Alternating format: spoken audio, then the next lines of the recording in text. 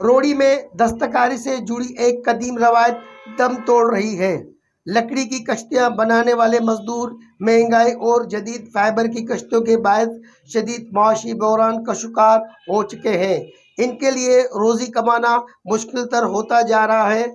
आइए मजीद जानते हैं उनकी कहानी, उनकी ही ज़ुबानी।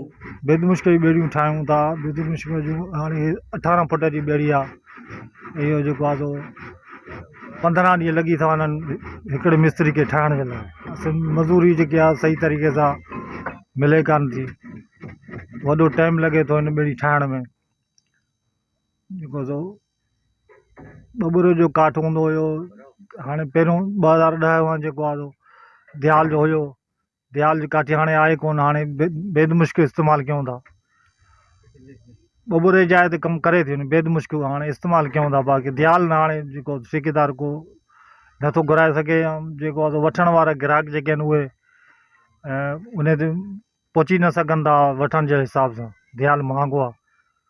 इन खे बेदमुश्क इस्तेमालु कयूं था। जो बेड़ियूं ठाहियूं न हाणे हिन टाइम जेको आहे असां उन मुलाज़िमत कयूं था। कंहिं ठेकेदार ते कमु कयूं था।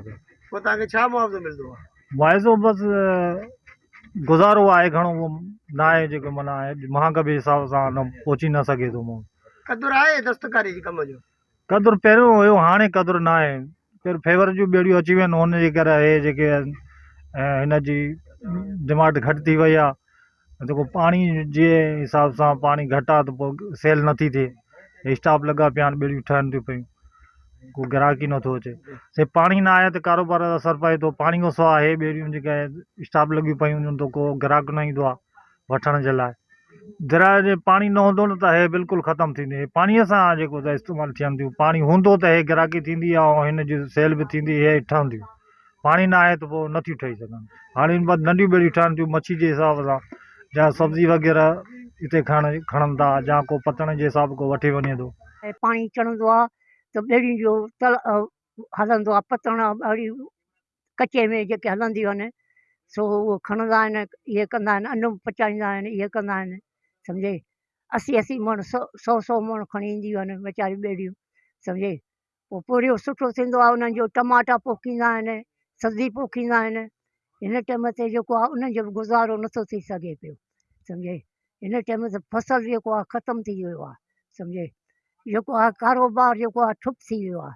सम्झे हिन टाइम ते मेखनि जे बदिरां कोका था लॻनि पिया, जंहिंमें हो लॻंदा 5 किलो त हे लॻंदा 10 किलो।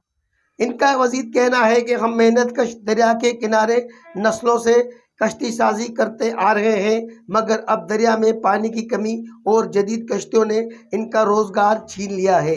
वो कहते हैं कि अगर हालात न बदले तो हमारे बच्चे भूखे सोए और खुदकुशी करने पे मजबूर होंगे। कैमरा टीम के साथ सैफुल्लाह बलोच, वश टीवी न्यूज़, रोहड़ी।